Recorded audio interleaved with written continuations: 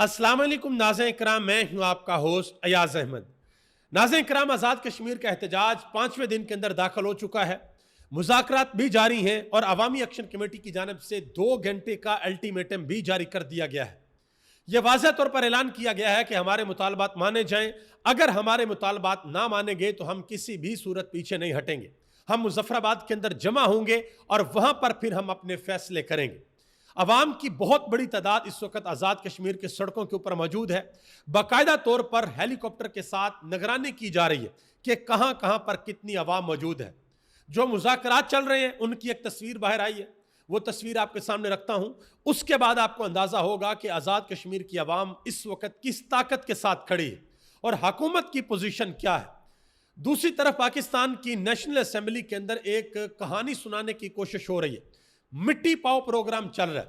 इसहाक डार साहब पाकिस्तानी कौम को यह समझाने की कोशिश कर रहे हैं कि पाकिस्तान के वजीर आजम शहबाज शरीफ साहब ने डोनाल्ड ट्रंप को जो वेलकम कहा था उनके 20 पॉइंट के ऊपर, वो पॉइंट हमारे पॉइंट नहीं थे और अब पाकिस्तानी हुकूमत पीछे हट रही है।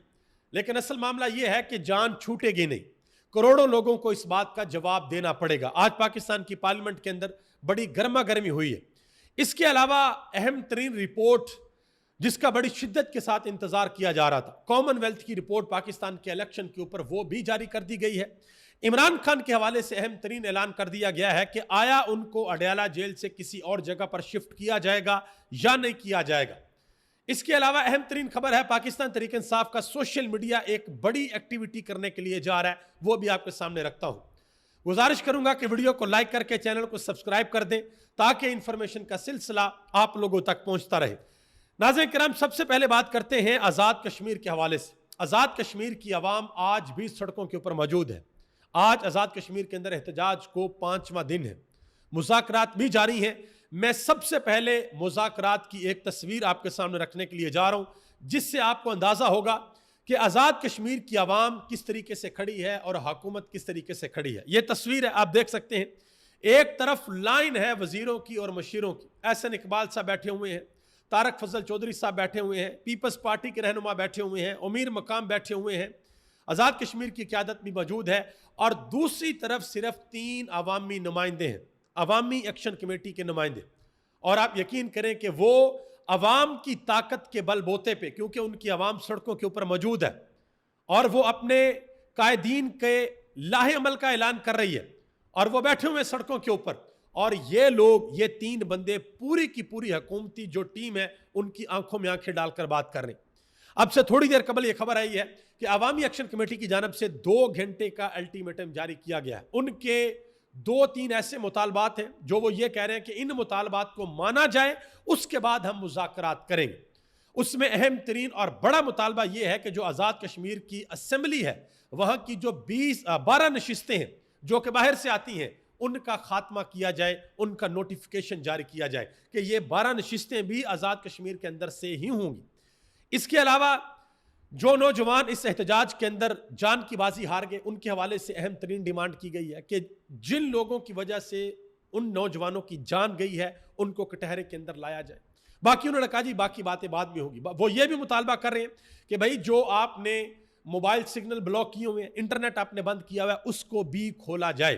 तो इस वक्त जो मुज़ाकरात हैं वो किसी कामयाबी की तरफ नहीं जा रहे, बल्कि डेडलॉक बरकरार है।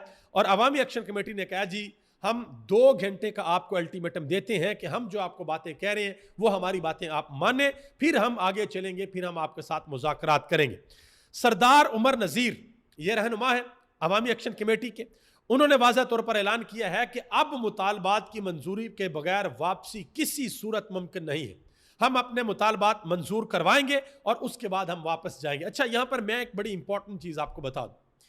इस वक्त अवामी एक्शन कमेटी को यह वाज़ह तौर पर पता है कि हम बहुत बहुत ज्यादा ताकत के साथ खड़े हैं, अवाम सड़कों के ऊपर मौजूद है और इस वक्त उनकी यह पूरी कोशिश है कि जितने भी मुतालबात हैं अब हम यहां से मनवा कर उठेंगे। अगर एक दफा हम उठ गए या हमें कोई लारा लगा दिया गया तो बाद में फिर बड़ी मुश्किल हो जाएगी। बाद में आवाम भी सवाल पूछेगी कि हम बाहर निकले हुए थे, हम सड़कों के ऊपर मौजूद थे, आपके पास मौका था कि आप सारे के सारे मुतालबात मनवाएं, आपने वो मुतालबात क्यों नहीं मनवाए। ये भी खबरें आ रही हैं कि कोहाला से लेकर मुजफ्फराबाद तक बाकायदा तौर पर सर्वेलेंस हो रही है। نگرانی کی جا رہی ہے ہیلی کاپٹر کے ساتھ کہ کہاں پر کتنے کتنے لوگ موجود ہیں، اور حقیقت یہ ہے کہ لوگ بہت بڑی تعداد کے اندر موجود ہیں۔ عوامی ایکشن کمیٹی کے جو رہنما ہیں انہوں نے جو اوورسیز کشمیری ہیں ان سے بھی اپیل کی کہ آپ لوگ جہاں جہاں پر ہیں باہر نکلیں اور احتجاج کریں۔ تو اوورسیز پاکستانی جو ہیں، اوورسیز کشمیری جو ہیں، وہ بھی جہاں جہاں پر ہیں وہ اپنا احتجاج ریکارڈ کروا رہے ہیں۔ وہ واضح طور پر ویڈیو بنا کر یہ پیغامات جاری کر رہے ہیں کہ ہمارے آزاد کشمیر کے اندر جو ہمارے لوگ ہیں، ہمارے رشتہ دار ہیں، ہمارے بہن بھائی ہیں، جاننے چاہنے والے ہیں، ہمارا ان کے ساتھ رابطہ منقطع ہو چکا ہے، کیونکہ وہاں پر نہ موبائل سگنل چل رہے ہیں اور نہ وہاں پر انٹرنیٹ چل رہا ہے۔ اب ذرا آگے آ جائیں۔ پاکستان کی نیشنل اسمبلی کے اندر وزیر خارجہ اسحاق ڈار صاحب نے ایک لمبی چوڑی کہانی سنانے کی کوشش کی، یعنی کہ پاکستان کی عوام کو پتہ نہیں، یہ چوچا سمجھتے ہیں کہ پاکستان کی عوام کے یہاں پر چے لکھا ہوا ہے، جو کہانی سنائیں گے عوام جو اس کو مان لیں گے۔ اسحاق ڈار صاحب آپ یہ کہہ رہے ہیں کہ ڈونلڈ ٹرمپ نے جو 20 نکات پیش کیے ہیں وہ پاکستان کے نہیں ہیں، وہ ہمارے نکات نہیں ہیں۔ اور حیران کن طور پر جس وقت پاکستان کے وزیر اعظم شہباز شریف نے بڑے دھڑلے کے ساتھ ٹویٹ کیا تھا، ویلکم کیا تھا ڈونلڈ ٹرمپ کو، اس کے بعد ڈونلڈ ٹرمپ نے اور نیتن یاہو نے ایک مشترکہ پریس کانفرنس کی تھی، اور اس پریس کانفرنس کے اندر ڈونلڈ ٹرمپ نے واضح طور پر کہا تھا کہ پاکستان شروع سے اس معاملے میں ہمارے ساتھ موجود ہے، یہ انہوں نے اعلان کیا تھا۔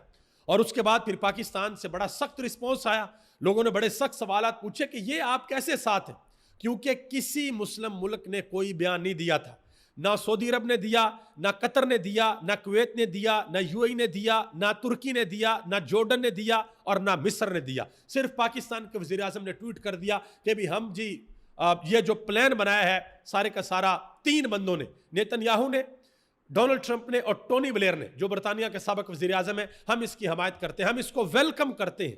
اب کہا جا رہا ہے جی صرف ویلکم کیا تھا، اس کو مانا نہیں تھا۔ ویلکم کا مطلب یہی ہوتا ہے کہ بھئی ہاں ٹھیک ہے ہم آپ کے ساتھ ہیں، پھر تو بعد میں عوام کا ڈنڈا آیا تو آپ کو ہوش آئیے کہ ہماری تو عوام ہمیں چھوڑی گئی نہیں۔ مزید اسحاق ڈار صاحب سے آج یہ بھی پوچھا گیا کہ جو شمع جنیجو والا مسئلہ ہے یہ کیا مسئلہ ہے، تو اسحاق ڈار صاحب اس کے اوپر ذرا غصہ بھی کر گئے، کہتے ہیں جی آپ کو صرف شمع نظر آتی ہے، کھمبے دکھائی نہیں دیتے۔ اب پتہ نہیں کون سے کھمبوں کی بات کر رہے تھے کہ کون سے کھمبے ہیں وہ دکھائی نہیں دیتے۔ بہرحال انہوں نے کہا جی میری پوزیشن تھی، میں لیٹر آف کریڈنس میں نے جاری کیا تھا اور اس کے اندر ان کا نام نہیں تھا، اور بعد میں جو دوسرے معاملات تھے اسپیچ وغیرہ لکھنا یہ وہ دس اینڈ دیٹ، تو بعد میں ان کا نام جو ہے وہ دوسرے ڈاکومنٹس کے اندر ان کا نام شمع جنیجو کا شامل کیا گیا۔ پہلے تو یہ انکار کرتے رہے، خواجہ آصف تصویریں کھچوا کے کہتے رہے مجھے تو پتہ ہی نہیں ہے کون ہے، مجھے نہیں پتہ یہ میرے پیچھے کیسے بیٹھ گئی تھی۔ بہرحال شمع جنیجو نے تو اتنا لمبا چوڑا ٹویٹ کیا تھا، انہوں نے بتایا تھا کہ مجھے باقاعدہ طور پر وزیر اعظم نے ہائر کیا، میں ان کی سپیچ لکھتی رہی، جو ٹیم تھی میں ان کا حصہ تھی۔ اور اب وہ کہہ رہے ہیں اسحاق ڈار صاحب کہ جی انہوں نے بے وقوفی کی، انہوں نے جو سارا کچھ کھول دیا، ان کو نہیں کھولنا چاہیے تھا، ان کو نہیں بتانا چاہیے تھا، کیونکہ انہوں نے یہ بھی بتا دیا تھا کہ شمع جنیجو صاحبہ کی جو ایکسیس ہے وہ وزیر اعظم پاکستان کی خفیہ فائلوں تک بھی تھی، اور کل کو یہ چیز شہباز شریف کے گلے میں پڑ سکتی ہے۔ مزید آج فلسطین کے حوالے سے پاکستان کی پارلیمنٹ کے اندر نعرے لگے کہ فلسطین کا سودا نامنظور، یہ پاکستان تحریک انصاف نے یہ نعرے لگائے۔ اب اسد قیصر نے آگے سے جواب دیا ہے، انہوں نے کہا کہ اس وقت سب سے اہم مسئلہ فلسطین کا ہے۔ انہوں نے کہا کہ ابھی صدر ٹرمپ نے اپنا 20 نکاتی ایجنڈا پیش بھی نہیں کیا تھا کہ شہباز شریف نے ٹویٹ کر کے اس کا خیر مقدم کیا۔ انہوں نے کہا کہ بجائے اس کے کہ فلسطینیوں سے پوچھتے جن کا یہ مسئلہ ہے، جو ایک فریق ہونے کے ناطے سب سے زیادہ ظلم اور جبر کا شکار ہیں، انہوں نے بغیر پارلیمان اور سیاسی جماعتوں سے مشاورت کیے بغیر خیر مقدم کا ٹویٹ کر دیا۔ اسد قیصر نے کہا کہ شہباز شریف نے پوری قوم کے جذبات کی توہین کی ہے، میں سمجھتا ہوں کہ اس اہم مسئلے پر پارلیمنٹ میں پوری بحث ہونی چاہیے۔ اور پہلے تو باقاعدہ طور پر معافی کا مطالبہ بھی کیا گیا تھا کہ شہباز شریف قوم سے معافی مانگے۔ اب ذرا آگے آ جائیں جی، ایک رپورٹ کا بڑی شدت کے ساتھ انتظار کیا جا رہا تھا کہ وہ رپورٹ آئے، ایک عالمی ادارہ ہے کامن ویلتھ، ان کی رپورٹ پاکستان کے الیکشن کے حوالے سے کہ پاکستان کے الیکشن کے اندر کیا کیا کیا گیا، کس طریقے سے ریگنگ ہوئی الیکشن سے پہلے، الیکشن والے دن اور الیکشن کے بعد۔ تو وہ رپورٹ آ گئی ہے، تقریباً 160 صفحات کی یہ رپورٹ ہے۔ رپورٹ تو بہت لمبی ہے لیکن میں چند پوائنٹ دھاندلی کے حوالے سے جو ہے وہ میں آپ کے سامنے رکھتا ہوں جو اس رپورٹ کے اندر لکھے ہوئے، اور یہ پوائنٹ سنتے ہوئے ذہن میں رکھیے گا کہ یہ پوائنٹ کسی تحریک انصاف کے بندے نے نہیں لکھے، نہ عمران خان نے اڈیالہ جیل سے ٹویٹ کر کے لکھے، نہ پاکستان کے اندر کوئی یوٹیوبر، کوئی صحافی یا کوئی ویلوگر یہ پوائنٹ بتا رہا ہے، یہ پوائنٹ ایک عالمی ادارہ بتا رہا ہے جس کا نام ہے کامن ویلتھ۔ ٹھیک ہے جی، پہلے نمبر پہ انہوں نے لکھا جی سب سے بڑا وار یہ تھا کہ تحریک انصاف کا انتخابی نشان ان سے چھین لیا گیا اور امیدواروں کو زبردستی آزاد حیثیت میں کھڑا کیا گیا. لاکھوں لوگوں کو کنفیوز کر دیا گیا کہ انہوں نے ووٹ کس کو ڈالنا ہے. دوسرے نمبر پر انہوں نے کہا کہ عمران خان کے خلاف مقدمات بنائے گئے اور انتخابات سے چند دن قبل عمران خان کو 3 مقدمات کے اندر سزا سنائی گئی اور یہ تاثر دینے کی کوشش کی گئی کہ عمران خان تو یہ الیکشن کسی بھی صورت نہیں لڑ سکتے اور ایک پلان کے تحت ان کو الیکشن سے باہر کیا گیا. تیسرے نمبر پر ان کو کہا، تیسرے نمبر پہ یہ پوائنٹ ہے کہ پاکستان تحریک انصاف کے کارکنان کو گرفتار کیا گیا، لاپتہ کیا گیا، ان کے گھروں پر چھاپے مارے گئے. یہ سب کچھ اس لیے کیا گیا تھا کہ وہ اپنی الیکشن مہم نہ کر سکے اور یہ سارا کچھ ہوا، ہم نے دیکھا. چوتھا پوائنٹ یہ ہے کہ انٹرنیٹ اور موبائل سروس الیکشن والے دن بند کر دی گئی اور اس کا سب سے بڑا نقصان یہ ہوا کہ جو نتائج تھے اس کے لیے جو سسٹم تھا EMS یا RTS وہ فیل ہو گیا اور شفافیت جو ہے وہ ختم ہو گئی. مزید کہا کہ نتائج میں ریگنگ کے شواہد سامنے آئے ہیں اور رپورٹ کے اندر واضح لکھا ہے کہ کئی فارم 45 جو ایجنٹس کے پاس تھے وہ مختلف تھے دوسرے فارم 45 کے ساتھ. ٹھیک ہے. چھٹا پوائنٹ یہ ہے کہ عدلیہ کے اوپر دباؤ اور مداخلت تھی. اسلام آباد ہائی کورٹ کے ججز نے خود خط لکھا کہ ان کے اوپر دباؤ ڈالا گیا، ان کے گھروں پر نگرانی کی گئی اور ان کے اہل خانہ کو اغوا تک کیا گیا. رپورٹ کے اندر یہ بھی لکھا ہے، سوچیں کہ جب جج محفوظ نہیں ہے تو انصاف کہاں سے آئے گا. میڈیا کے حوالے سے پوائنٹ ہے کہ صحافیوں پر تشدد ہوا، چینلز پر پابندیاں لگائی گئیں، آواز دبائی گئی. اس سے ایک ہی جماعت کو سب سے زیادہ نقصان ہوا، پاکستان تحریک انصاف. مزید انہوں نے ایک پوائنٹ لکھا، 8واں پوائنٹ. انہوں نے کہا کہ رپورٹ اب یہ کہتی ہے کہ ان سب فیصلوں کو اگر الگ الگ کر دیکھیں، جائزہ لیں تو آپ کو صاف نظر آئے گا کہ سب کچھ ایک پلان کے تحت کیا گیا پاکستان تحریک انصاف کو کرش کرنے کے لیے، اس جماعت کو ختم کرنے کے لیے. اب یہ رپورٹ ہے، اب اس رپورٹ کے اوپر حکومت جواب دے، کیونکہ یہ رپورٹ عمران خان نے تو نہیں بنائی، تحریک انصاف نے نہیں بنائی، پاکستان کا کسی صحافی، کسی ولاگر، کسی یوٹیوبر نے نہیں بنائی، ٹویٹر کے اوپر کسی نے ٹویٹ نہیں کیا. یہ رپورٹ ایک عالمی ادارے کی رپورٹ ہے، اس کے اوپر اب جواب دیا جائے کہ وہ کیا کہہ رہے ہیں. اور اگر یہ آپ کو لگتا ہے غلط کہہ رہے ہیں، جائے برطانیہ جا کر کیس کریں ان کی عدالت میں، دودھ کا دودھ اور پانی کا پانی ہو جائے گا. ورنہ یہ اگر ٹھیک ہے تو آپ کی کریڈیبلٹی زیرو. اب آگے آ جائیں. طارق فضل چودھری صاحب نے عمران خان کی شفٹنگ کے حوالے سے، اڈیالہ جیل سے شفٹنگ کے حوالے سے ایک بڑی اہم بات کی. وہ کہتے ہیں کہ عمران خان کو بنی گالا یا نتھیا گلی شفٹ کیا جائے تو میں اس کے حق میں ہوں. کہتے ہیں کہ ہم عمران خان کو کسی قسم کی تکلیف نہیں دینا چاہتے. عمران خان کو اسلام آباد کی ڈسٹرکٹ جیل میں منتقل کیا جائے گا. 350 مقدمات بنا کے ہم کوئی تکلیف نہیں دینا چاہتے. عمران خان کی اہلیہ کو جیل میں بند کر کے ہم کوئی تکلیف نہیں دینا چاہتے. اس کے کارکنان کے اوپر ظلم اور تشدد کر کے 9 مئی میں سزائیں سنا کے ہم کوئی تکلیف نہیں دینا چاہتے. اندازہ لگا. اب آگے آ جائیں جی. اہم ترین اور چیزیں ہیں وہ بھی آپ کے سامنے رکھنے کے لیے جا رہا ہوں. فواد چودھری صاحب نے پاکستان تحریک انصاف کو ایک اہم ترین اور بڑا مشورہ دیا ہے. یہ بڑا زبردست مشورہ ہے. ویسے یہ مشورہ ان کو پشاور جلسے سے پہلے دے دینا چاہیے تھا. انہوں نے کہا جی عمران خان کے بیٹوں کو پاکستان آنے کی بھی ضرورت نہیں تھی، بس وہ وہیں پر بیٹھ کر پشاور جلسے سے خطاب کرتے اور جب وہ خطاب کرتے تو پورے 3 مہینے میڈیا کے اوپر عمران خان کے بچوں کے خطاب کی بات ہوتی. اور یہ بات بالکل ٹھیک ہے. جسٹ امیجن، یہ کسی کو خیال کیوں نہیں آیا پاکستان تحریک انصاف کی قیادت میں سے کہ عمران خان کے بچے تو پاکستان آنا چاہتے ہیں، اپنے والد سے ملنا چاہتے ہیں، حکومت پاسپورٹ جاری نہیں کرتی تو کیوں نہ ہم ان کو ویڈیو لنک کے ذریعے پاکستان کے عوام کے ساتھ کنیکٹ کر دیں، وہ خطاب کر لیں، ان کی جو بھی ریزرویشنز ہیں، جو بھی ان کے خدشات ہیں وہ سارے کے سارے سامنے رکھیں اور وہ پھر آواز عالمی دنیا تک جانی تھی. بہرحال ہو سکتا ہے کہ اگلے جلسے کے اندر پاکستان تحریک انصاف یہ کرے. آگے آ جائیں جی. تحریک انصاف کا سوشل میڈیا مشن نور کا دوسرا فیز شروع کرنے کے لیے جا رہا ہے اور اس مشن کا نام ہے مشن درود. مصطفیٰ جان رحمت پہ لاکھوں سلام صلی اللہ علیہ وآلہ وسلم. مقصد ہے جی کشمیر، فلسطین اور پاکستان کے مسلمانوں پر ہونے والے ظلم کے خلاف اللہ کے حضور درود شریف پیش کر کے احتجاج کریں. طریقہ کار ہے کہ 10 اکتوبر جمعہ کی نماز کے بعد اپنی گلی محلوں، چوکوں اور چراہوں اور شہراؤں پر درود پاک پڑھتے ہوئے پرامن طریقے سے جمع ہوں. اگر ممکن ہو تو کشمیر، فلسطین اور پاکستان کا جھنڈا ساتھ لائیں، پھر ظالم جانے اور درود والا جانے. اب اس میں پاکستان تحریک انصاف کا کہیں ذکر نہیں ہے، کہیں پر کسی پولیٹیکل ایکٹیویٹی کا ذکر نہیں. یہاں پر ذکر ہے کشمیر، فلسطین اور پاکستان کے مسلمانوں پر ہونے والے ظلم کے خلاف مقدمہ اللہ کے حضور پیش کرنا ہے. اس سے قبل جو انہوں نے اس کا پہلا فیز کیا تھا مشن نور کا، جس میں رات کو عشاء کی نماز کے بعد اذانیں دی گئی تھی، وہ بڑا کامیاب رہا تھا. پاکستان کے اندر سوشل میڈیا پر سیلاب آ گیا تھا ویڈیوز کا کہ لوگ اذانیں دے رہے ہیں، تحریک انصاف کے رہنما بھی اذانیں دے رہے ہیں، بیرون ملک کے اندر بھی لوگ اذانیں دے رہے ہیں. تو دیکھتے ہیں کہ یہ جو دوسرا فیز ہے یہ کامیاب ہوتا ہے یا نہیں ہوتا. آگے آ جائیں جی, ایک اور اہم ترین خبر ہے اور بڑی انٹرسٹنگ خبر ہے. جسٹس طارق محمود جہانگیری کی ڈگری کو منسوخ کر دیا گیا تھا سندھ ہائی کورٹ کے اندر, سنگل بینچ نے منسوخ کر دیا تھا. اب ڈویژنل بینچ لگا ہے, 2 جج بیٹھے ہیں اور انہوں نے پہلے والے فیصلے کو معطل کر دیا ہے اور انہوں نے اس محب وطن شہری کو بھی طلب کر لیا کہ آپ ذرا آئیں عدالت میں. کون ہے آپ؟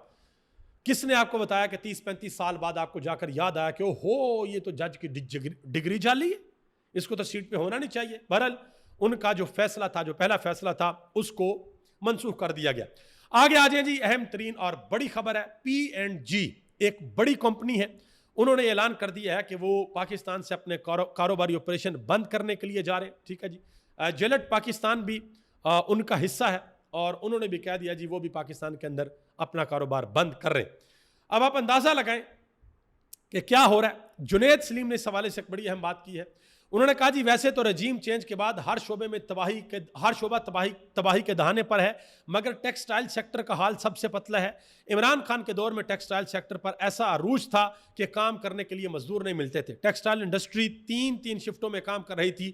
رجیم چینج کے بعد 3 سالوں میں 1800 سے زائد ٹیکسٹائل یونٹس مکمل طور پر بند ہو چکے ہیں, جس سے براہ راست 7 لاکھ افراد بے روزگار ہو چکے ہیں. اب غیر ملکی کمپنیوں نے بھی پاکستان چھوڑنے کی دوڑ لگائی ہوئی.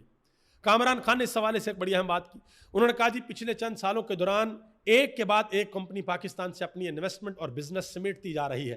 انرجی سیکٹر ہو یا فارماسوٹیکل انڈسٹری, ٹیلی کام ہو یا کیمیکلز, ہر میدان کے اندر بڑے بڑے نام پاکستان نہیں رہے, وہ پاکستان چھوڑ کر جا رہے ہیں. انہوں نے مثالیں دیں, شیل ہے, اس کے علاوہ ٹیلی نور ہے, وارد ہے, اوبر کریم ہے, باقی اور کمپنیز ہیں, جانسن اینڈ جانسنز ہیں. یہ سارے کے سارے لوگ پاکستان چھوڑ کر جا چکے ہیں. اپنی انویسٹمنٹ, اپنا پیسہ انہوں نے پاکستان سے نکال لیا. اب ذرا آگے آ جائیں, ایک اور خبر. حکومت بڑے دعوے کرتی ہے کہ جی جو سٹاک مارکیٹ ہے وہ روز اس کا جو سر ہے وہ آسمان کی چھت کو لگتا ہے, لہٰذا بڑی زبردست ہماری اکانومی جا رہی ہے. یہ ادارہ شماریات کی جانب سے ایک رپورٹ جاری کی گئی ہے. صرف ستمبر کے مہینے میں جو تجارتی خسارہ ہے سالانہ بنیادوں پر 45.83% ہے, اس کے اندر اضافہ دیکھنے کو ملا ہے, جبکہ ماہانہ بنیادوں پر یہ اضافہ 16.33% رہا ہے. پہلی سماہی کے دوران جو درآمدات ہیں وہ 13.49% بڑھ کر 16 ارب 97 کروڑ 10 لاکھ ڈالر کی ہو گئی ہیں, جبکہ ستمبر میں درآمدات 5 ارب 84 کروڑ اور 50 لاکھ ڈالر کی رہی ہیں. اب آپ اندازہ لگا لیں. اور ہمارے جو احسن اقبال صاحب ہیں انہوں نے ایک پروگرام شروع کیا تھا, اڑان پاکستان پروگرام. اس میں ٹارگٹ رکھا تھا کہ جی ہماری برآمدات جائیں گی 50 ارب ڈالر تک. 2024 میں شروع ہوا تھا. تو کہاں پہ ہیں آج احسن اقبال صاحب؟ آج احسن اقبال صاحب مظفر آباد کے اندر بیٹھے ہوئے ہیں, جوائنٹ ایکشن کمیٹی کے ساتھ وہ ماشاءاللہ سے مذاکرات کر رہے ہیں. ابھی تک اتنا ہی. آپ سب کا بہت بہت شکریہ. پاکستان زندہ باد, پاکستان کے کروڑوں عوام پائندہ باد.